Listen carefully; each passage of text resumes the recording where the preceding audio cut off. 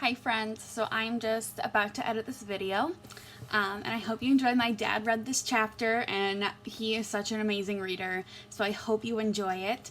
I did want to let you know that unfortunately the video cut out when he only had a couple of pages left, so I'm going to finish them up for you, so it'll be like 90% him and then like 10% me at the end. But even still, he got the best part. So I hope you guys enjoy, and just know that when it transitions, just don't worry about it. So I will see you guys later. Bye. Hope you enjoy. Hi everyone, and welcome back to Harry Potter and the Sorcerer's Stone. Tonight we're going to read Chapter 12, The Mirror of Erised. Christmas was coming. One morning in mid-December, Hogwarts woke to find itself covered in several feet of snow. Sounds like Hogwarts is in Minneapolis in the wintertime. The lake froze solid, and the Weasley twins were punished for bewitching several snowballs so that they followed Quirrell around, bouncing off the back of his turban. The few owls that had managed to battle their way through the stormy sky to deliver posts had to be nursed back to health by Hagrid before they could fly off again. No one could wait for the holidays to start. While the Gryffindor common room and the Great Hall had roaring fires, the drafty corridors had become icy, and a bitter wind rattled the windows and classrooms. Worst of all, Professor Snape's classes were down in the dungeons, where their breath rose like a mist before them, and they kept as close as possible to their hot cauldrons.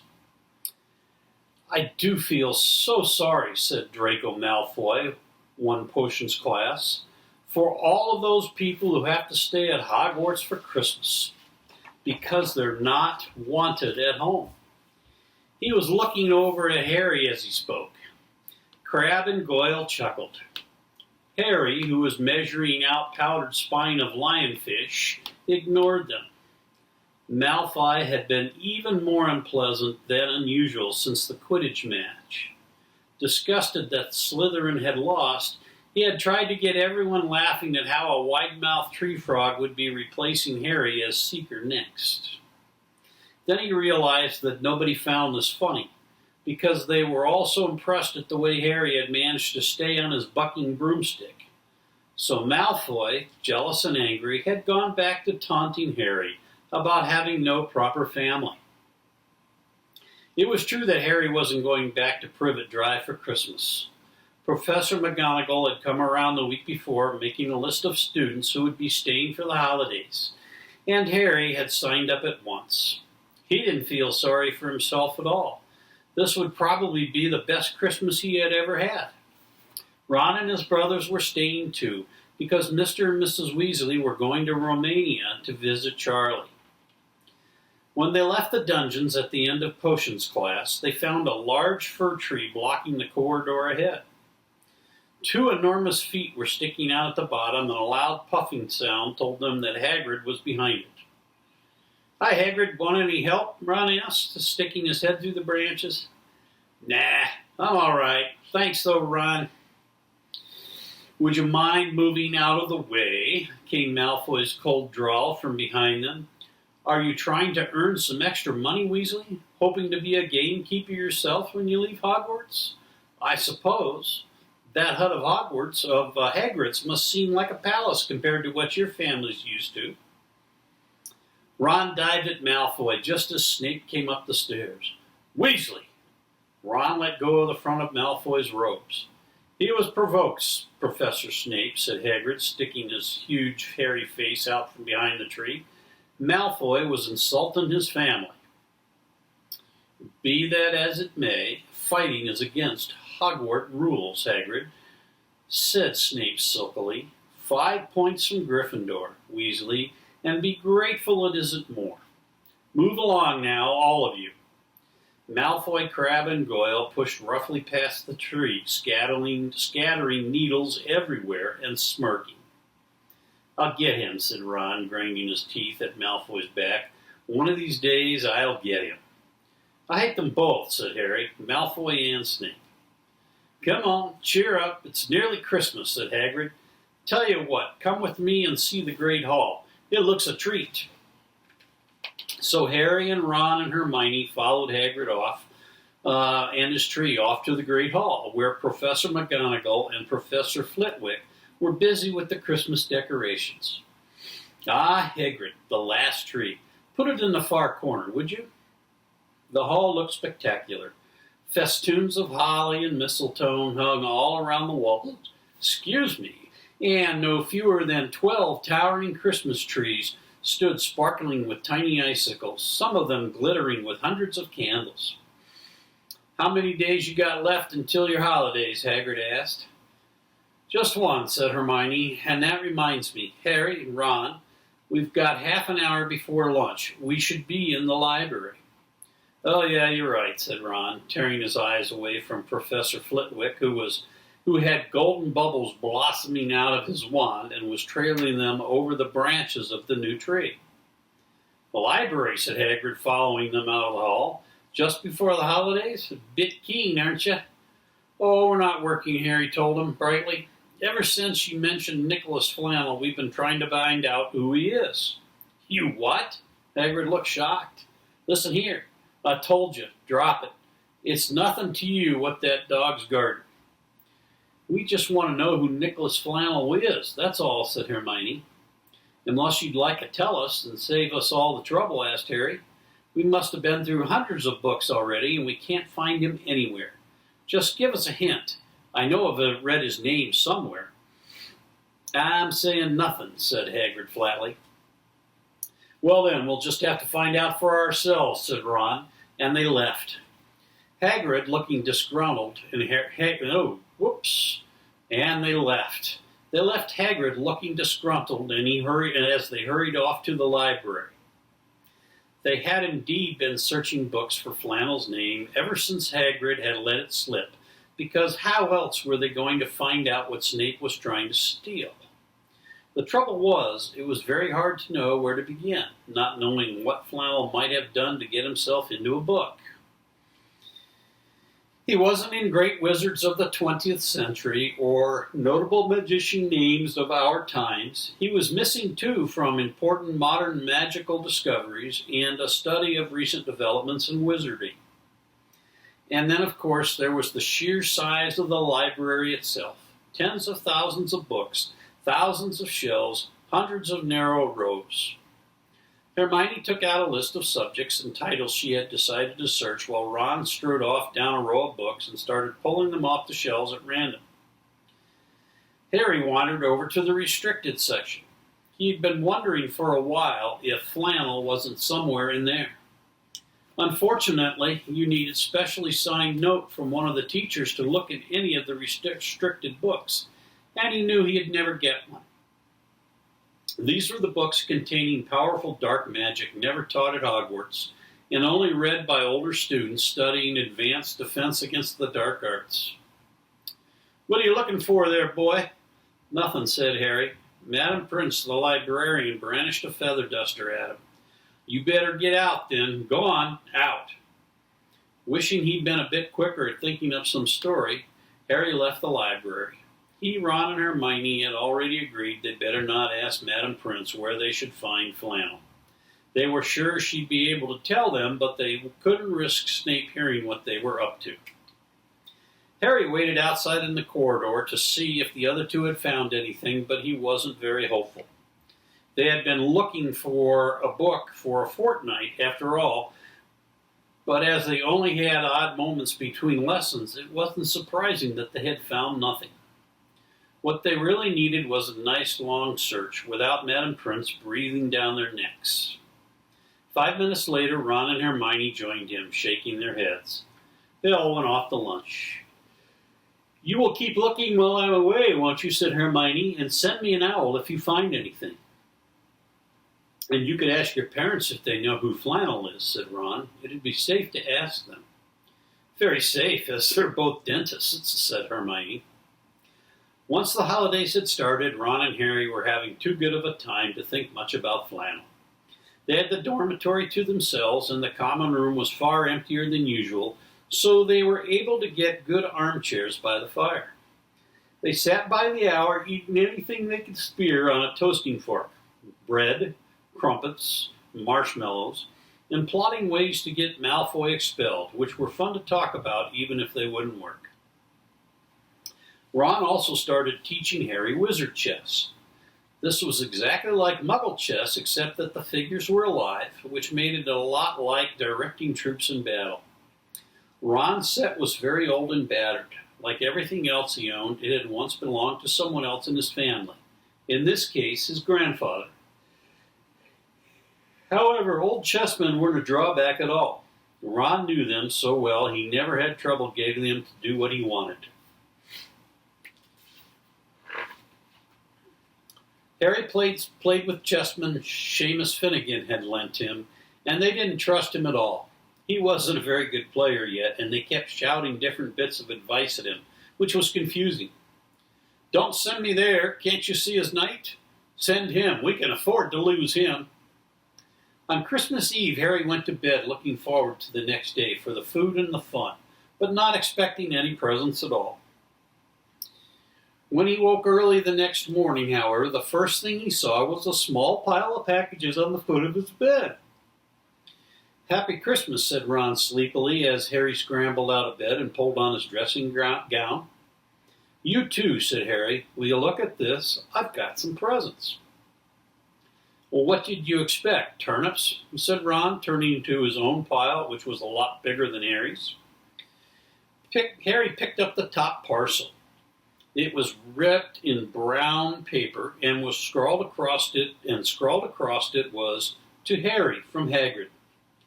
Inside was a roughly cut wooden flute.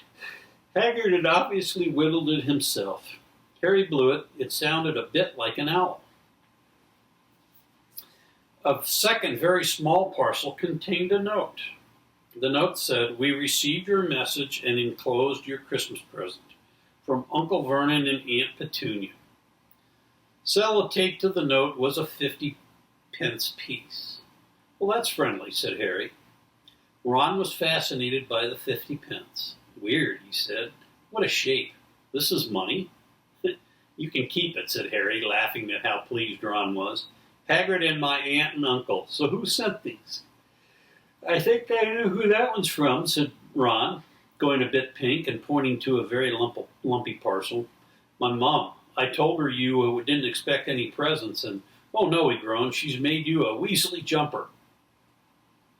Harry had torn open the parcel to find a thick hand-knitted sweater in emerald green and a large box of homemade fudge. "Every year she makes us a jumper," said Ron, unwrapping his own, "and mine's always maroon." "Well, that's really nice of her," said Harry, trying the fudge, which was very tasty. His next present also contained sweets, a large box of chocolate frogs from Hermione. This left only one parcel. Harry picked it up and felt it. It was very light. He unwrapped it. Something fluid and silvery gray went slithering to the floor where it lay in gleaming folds.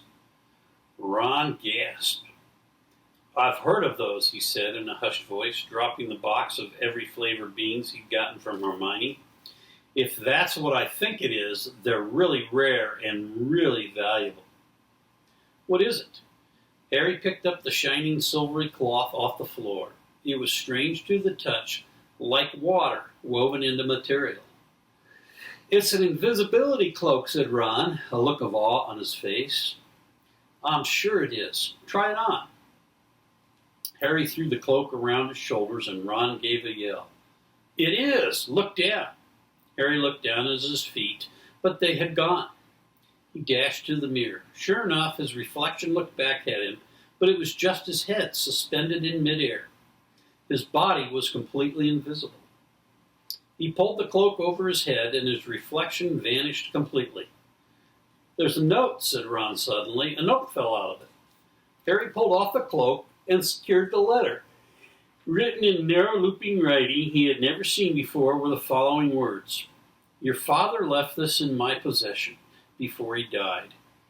It is time it was returned to you. Use it well. A very Merry Christmas to you." There was no signature. Harry stared at the note while Ron admired the cloak. "I'd give anything for one of these," he said. "Anything. What's the matter?" "Nothing," said Harry. He felt very strange. Who had sent the cloak? Had it really once belonged to his father? Before he could say or think anything else, the dormitory door was flung wide open, and Fred and George Weasley bounded in. Harry stuffed the cloak quickly out of sight. He didn't feel like sharing it with anyone else just yet. "Merry Christmas!" "Hey, look, Harry's got a Weasley jumper, too." Fred and George were wearing blue jumpers, one with a large yellow F on it and the other with a large yellow G. "Harry's is better than ours, though," said Fred, holding up Harry's jumper. "She obviously makes more of an effort if you're not family." "Why aren't you wearing yours, Ron? Come on, get it on. They're lovely and warm." "I hate maroon," Ron moaned half-heartedly as he pulled it over his head. "You haven't got a letter on yours," George observed. "I suppose she thinks you don't forget your name. But we're not stupid. We know how we're called, Gred and Forge. What's all this nonsense?" Percy Weasley stuck his head through the door, looking disapprovingly. He had clearly come halfway through unwrapping his presents as he too carried a lumpy jumper. Fred seized it. "P is for perfect. Get it on, Percy. Come on, we're all wearing ours. Even Harry got one." "I don't want," said Percy thickly as the twins forced the jumper over his head, knocking his glasses askew. "And you're not sitting with the prefects today either," said George. "Christmas is a time for family." They frog-marched Percy from the room, his arms pinned to his side by his jumper. Harry had never in all his life had such a Christmas dinner. 100 fat roast turkeys, mountains of roast and boiled potatoes, platters of fat chipolatas, tureens of buttered peas, silver boats of thick, rich gravy and cranberry sauce, and stacks of wizard crackers every few feet along the table. These fantastic crackers were nothing like the feeble muggle ones the Dursleys usually bought, with their little plastic toys and their flimsy paper hats. Harry pulled a wizard cracker with Fred, and it didn't just bang, it went off with a blast like a cannon and engulfed them all in a cloud of blue smoke, while from inside exploded a rear admiral's hat and several white live mice. Up on the high table, Dumbledore had swapped his pointed wizard's hat for a flowered bonnet and was chuckling merrily at a joke Professor Flitwick had just read him. Flaming Christmas puddings followed the turkey. Percy nearly broke his teeth on a silver sickle embedded in his slice. Harry watched Hagrid getting redder and redder in the face as he called for more wine, finally kissing Professor McGonagall on the cheek, who, to Harry's amazement, giggled and blushed. Her top hat lopsided. When Harry finally left the table, he was laden down with a stack of things out of the crackers, including a pack of non-explodable luminous balloons, a grow-your-own-warts kit, and his own new wizard chess set. The white mice had disappeared, and Harry had a nasty feeling they were going to end up as Mrs. Norris's Christmas dinner. Harry and the Weasleys spent a happy afternoon having a furious snowball fight in the grounds. Then, cold and wet and gasping for breath, they returned to the fire in the Gryffindor common room, where Harry broke in his new chess set by losing spectacularly to Ron. He suspected he wouldn't have had lost so badly if Percy hadn't been trying to help him so much. After a tea of turkey sandwiches, crumpets, trifle, and Christmas cake, everyone felt too full and sleepy to do much before bed, except sit and watch Percy chase Fred and George all over the Gryffindor Tower because they stole his prefect badge. It had been Harry's best Christmas day ever. Yet something had been nagging at the back of his mind all day. Not until he climbed into bed was he free to think about it, the invisibility cloak, and whoever had sent it. Ron, full of turkey and cake, and with nothing mysterious to bother him, fell asleep almost as soon as he had drawn the curtains of his four-poster. Harry leaned over the side of his bed and pulled the cloak out from under it. His father's. This had been his father's. He let the material flow over his hands, smoother than silk, light as air. "Use it well," the note had said. He had to try it now. He slipped out of bed and wrapped the cloak around himself. Looking down on his legs, he saw only moonlight and shadows. It was a very funny feeling. Use it well. Suddenly, Harry was wide awake. The whole Hogwarts was open to him in this cloak. Excitement flooded through him as he stood there in the dark and silence. He could go anywhere in this, anywhere, and Fitch would never know. Ron grunted in his sleep. Should Harry wake him? Something held him back. His father's cloak. He felt that this time, the first time, he wanted to use it alone. He crept out of the dormitory, down the stairs, across the common room, and climbed through the portrait hole. "Who's there?" squawked the fat lady. Harry said nothing. He walked quietly down the corridor. Where should he go? He stopped, his heart racing in thought. And then it came to him. The restricted section in the library. He'd be able to read as long as he liked, as long as it took to find out who Flannel was. He set off, drawing the invisibility cloak tight around him as he walked. The library was pitch black and very eerie. Harry lit a lamp to see his way along the rows of books. The lamp looked as if it was floating along in midair, and even though Harry could feel his arm supporting it, the sight gave him the creeps. The restricted section was right at the back of the library. Stepping carefully over the rope which separated those books from the rest of the library, he held up his lamp to read titles. They didn't tell him much. Their peeling, faded gold letters spelled out words and languages Harry couldn't understand. Some had no title at all. One book had a dark stain on it that looked horribly like blood. The hair on the back of Harry's neck prickled. Maybe he was imagining it, maybe not, but he thought a faint whispering was coming from the books, as though they knew someone was there who shouldn't be. He had to start somewhere. Setting the lamp down carefully on the floor, he looked along the bottom shelf for an interesting book. A large black and silver volume caught his eye. He pulled it out with difficulty because it was very heavy, and balancing it on his knee, let it fall open. A piercing, blood-curdling shriek split the silence. The book was screaming. Harry snapped it shut, but the shriek went on and on and on, one high, unbroken, ear-splitting note. He stumbled backwards and knocked over his lamp, which went out at once. Panicking, he heard footsteps coming down the corridor outside. Stuffing the shrieking book back on the shelf, he ran for it. He passed Fitch almost in the doorway. Fitch's pale white eyes looked straight through him, and Harry slipped under Fitch's outstretched arm and streaked off up the corridor, the book's shriek still ringing in his ears. He had come to a sudden halt in front of a tall suit of armor. He had been so busy getting away from the library that he hadn't paid attention to where he was going. Perhaps because it was dark, he didn't recognize where he was at all. There was a suit of armor near the kitchens, he knew, but he must be 5 floors above there. You asked me to come directly to you, Professor, if anyone was wandering around at night, and somebody's been in the restricted section. Harry felt the blood drain out of his face. Wherever he was, Fitch must know a shortcut, because his soft, greasy voice was getting nearer, and to his horror, it was Snape who replied. The restricted section, well, they can't be very far. We'll catch them. Harry stood rooted to the spot as Fitch and Snape came around the corner ahead. They couldn't see him, of course, but it was a very narrow corridor, and if they came much nearer, they'd knock right into him. The cloak didn't stop him from being solid. He backed away as quietly as he could. The door stood ajar to his left. It was his only hope.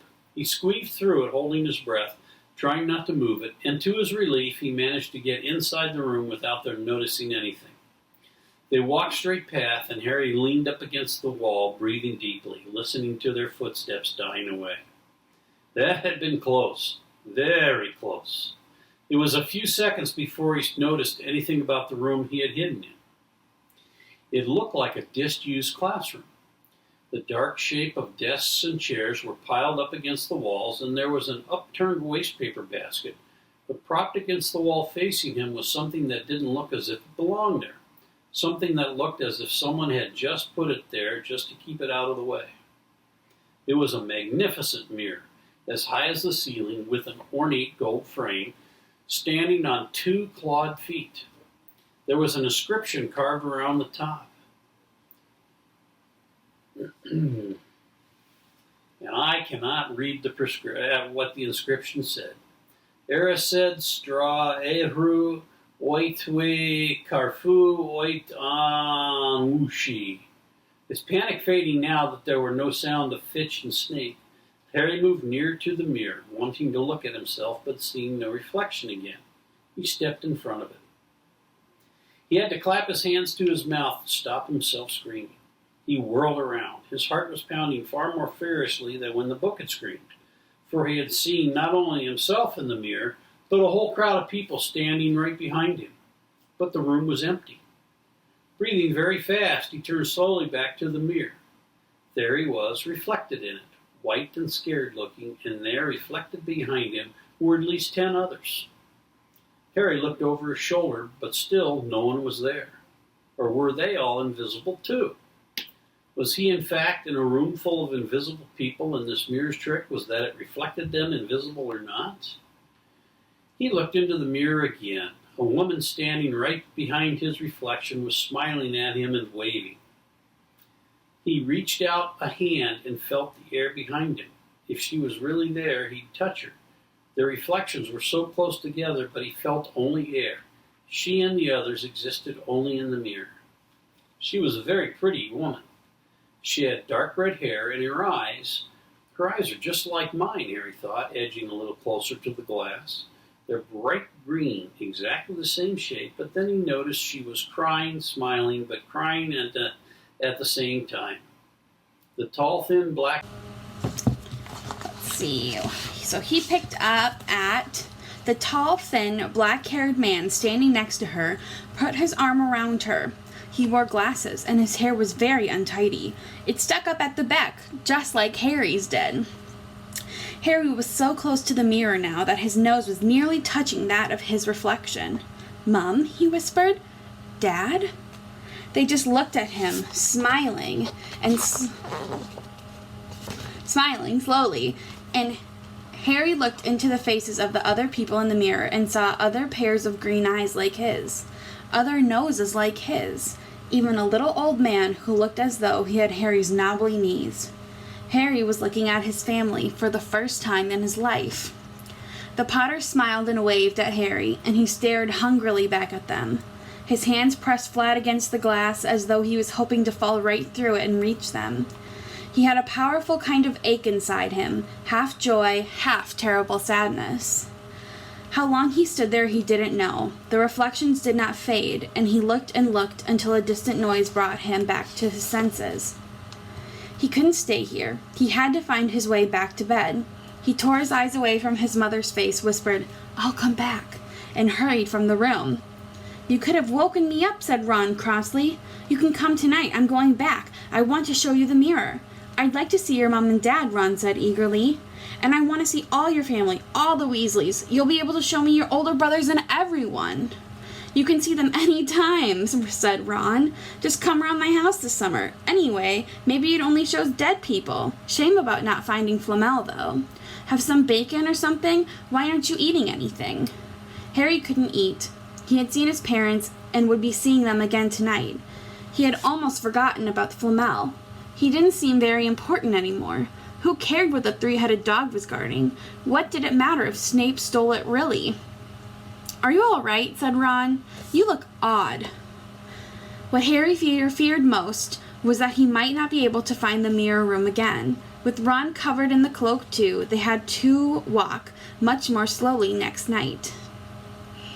They tried retracing Harry's route from the library, wandering around the dark passageways and for nearly an hour. "I'm freezing," said Ron. "Let's forget it and go back." "No," Harry hissed. "I know it's here somewhere."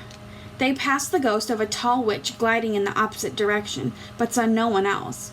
Just as Ron started moaning that his feet were dead with cold, Harry spotted the suit of armor. "It's here! It's just here, yes!" They pushed the door open. Harry dropped the cloak from around his shoulders and ran to the mirror. There they were. His mother and his father beamed at the sight of him. "See?" Harry whispered.